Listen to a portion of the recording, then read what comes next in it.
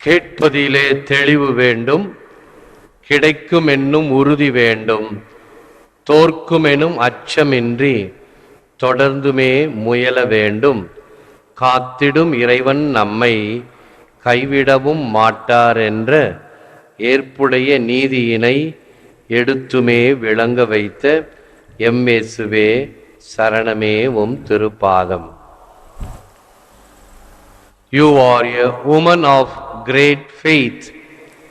What you want will be done for you.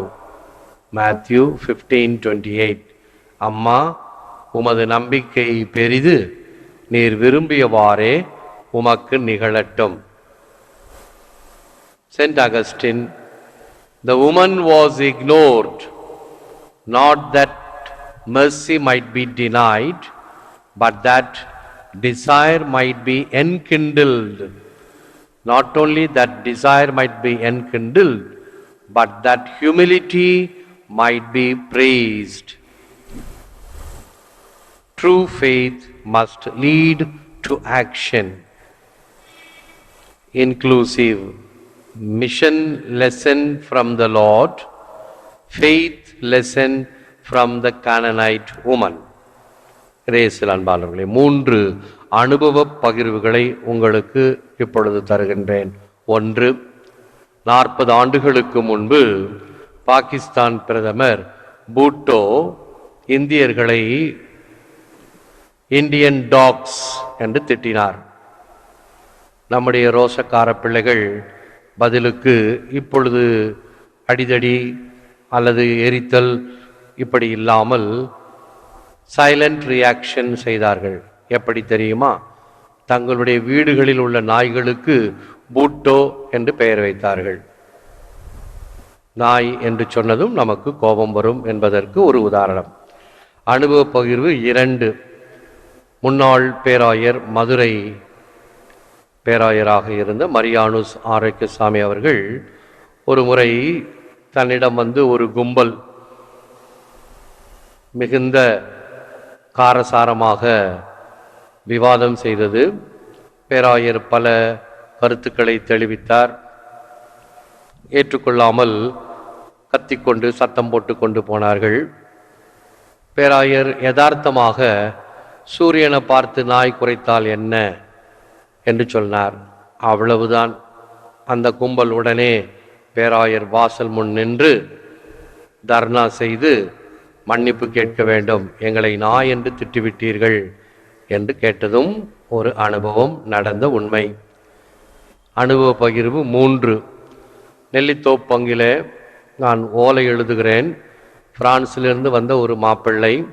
இந்த பையனோ ஒரு பெரிய இருமாப்பு பிடித்தவன் போல கால் மேல் கால் போட்டுக்கொண்டு எனக்கு தமிழ் தெரியாது என்று சொல்லி மற்றவர் எழுதுவதற்கு அருகிலிருந்து ஏனோ தானோ என்று பதில் சொல்லி கொண்டிருந்தான். சரி, போகட்டும், அவனுக்கு தெரிந்தது அவ்வளவுதான் என்று சொல்லி ஓலை எழுதிய பிறகு ஓலை புத்தகத்தில் முதல் கையெழுத்து மாப்பிள்ளை கையெழுத்திட வேண்டும், கன்சென்ட் என்ற இடத்தில் ஒரு இன்ட்டு மார்க் போட்டு இருக்கின்றேன். பேரண்ட்ஸ் கன்சென்ட், அடுத்தது பெற்றோருடைய கையொப்பம், அங்கு ஒரு இன்ட்டு மார்க் போட்டு வைத்து கையெழுத்துக்கு புத்தகத்தை நீட்டினேன். இவன் பெற்றோருடைய கையொப்பம் போடுகின்ற இடத்தில் கையெழுத்து போட்டு விட்டான். திருப்பி பார்த்தால் சரி பரவாயில்லை, நான் ஆரோ மார்க் போட்டு மாற்றிக்கிறேன் அப்படின்னு சொன்னப்போ, முன்னாடியே ஒழுங்காக சொல்லியிருக்கணும் அல்லவா அப்படின்னு என்கிட்ட சொன்னான். அப்படியா, உனக்கு எங்கே கையெழுத்து போடுறதுன்னு தெரியல இல்லையா, அப்போ உனக்கு தமிழும் தெரியல இல்லையா, அப்போ இந்த ஓலை செல்லாது, ஃப்ரெஞ்சு கோயிலில் போய் ஓலை எழுதிட்டு வாங்க, நான் ஓலை படிக்கிறேன். தாய் தகப்பன்னு முட்டி போட்டு மன்னிப்பு கேட்குறாங்க. ஐயோ ஃபாதர் கோச்சுக்காதீங்க. இல்லை, ஓலை எழுதும் பொழுதே பார்த்தேன், மிதப்பாக உட்கார்ந்து கொண்டிருக்கிறான், ஏனோ தானோ என்று சொன்னான். அவன் செய்த தவறு தெரியவில்லை, சரி பரவாயில்லை என்று சொல்லி நான் திட்டக்கூட இல்லை, அதற்கு நீ முன்னாடியே சொல்லணும்னு சொல்கிறானே, அப்போ இவனுக்கு எவ்வளவு லொல்லு இருக்கும், அதை அவனுக்கு புரிய வைக்கணும் அல்லவா.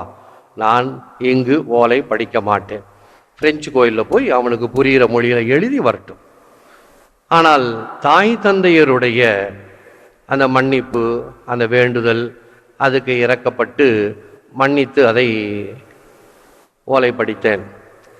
எதற்கு சொல்ல வருகிறேன்? பல சமயங்களில் நம்முடைய வேண்டுகோள் நிராகரிக்கப்படும் பொழுது அல்லது நம்மை மற்றவர்கள் திட்டும் பொழுது நமக்கு கோபம் வருவதும் அல்லது சொல்லப்படுகின்ற சொற்களை வேண்டுமென்றே நம்மை குத்தி காட்டுவது போல இருப்பதாக ரியாக்ஷன், பிரதி செயல்பாடுகளை செய்வதும் இயல்பு. இன்றைய நற்செய்தியில் பாருங்கள், இந்த கனானிய பெண், இப்பொழுது அந்த இடம் லெபனான் என்ற நாடு. அந்த காலத்தில் தீர் சீதோன் என்ற எல்லை பகுதிக்கு இயேசு சென்று, அந்த கனானிய பெண் யூதர்களை சார்ந்தவர் அல்ல. ஆகவே இயேசுவினுடைய வார்த்தைகளிலே அவரை மட்டம் தட்ட வேண்டும் என்று அல்ல. அவர் பயன்படுத்திய சொல் செல்ல நாய்க்குட்டிகளை எப்படி நாம் பெட் டாக்ஸ் அழைப்போமோ அப்படி சொல்லப்படுகிறது என்று விளக்க உரையாளர்கள் கூறுகிறார்கள். அவரிடம் இருந்த மனநிலை, இயேசு என்னை நாய் போல திட்டினாலும் பரவாயில்லை. அதைத்தான் அந்த வீடியோ பாடலில் பார்த்தோம். கேட்பதிலே தெளிவு வேண்டும், கிடைக்கும் என்னும் உறுதி வேண்டும், தோற்கும் எனும் அச்சமின்றி தொடர்ந்துமே முயல வேண்டும், காத்திடும் இறைவன் நம்மை கைவிடவும் மாட்டார் என்ற ஏற்புடைய நீதியினை எடுத்துமே விளங்க வைத்த எம்வேசுவே சரணமே. எவன் ஒருவன் தன்னுடைய தாழ்ச்சியை முன்வைத்து தன்னை திட்டினாலும் பரவாயில்லை என்கின்ற பணிவு இருக்கும் பொழுது அந்த பணிவானது அவனுக்கு நன்மையை பெற்றுத்தரும் என்பதற்கு ஒரு சிறந்த உதாரணம்.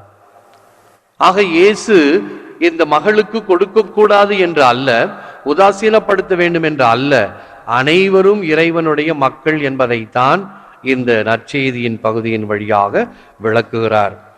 நாம் புனித ஜான் மரி வியானியின் திருநாளை கொண்டாடுகின்ற வேளையில அவருக்கு இருந்த தாழ்ச்சி, அவருக்கு இருந்த ஆன்மாக்களுக்கு உதவ வேண்டும் என்கின்ற பண்பு எவ்வளவு தூரம் அவரை உயர்த்தி இருக்கிறது.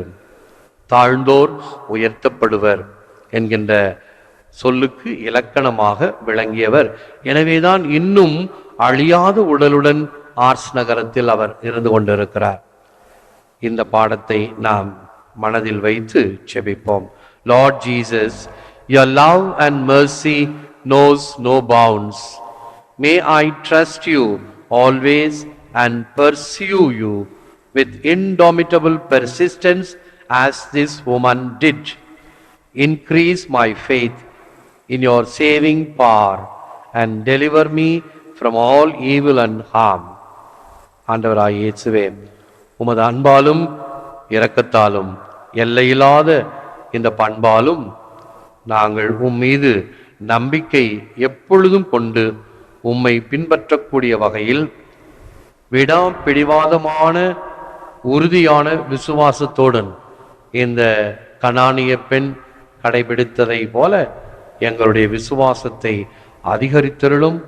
உம்முடைய காக்கும் கருணையிலும் இருந்து எங்களை பல தீமைகளிலிருந்தும் துன்பங்களிலிருந்தும் பாதுகாத்தருளும். ஏற்று வரமருளும் இறைவா, காக்கும் கரங்களினால். ஆமென். அன்பர்களே, ஒவ்வொரு வீடியோவின் கீழும் மறையுரை விளக்கங்கள் உள்ளன. படித்து பயன்பெறுங்கள். நன்றி. வணக்கம்.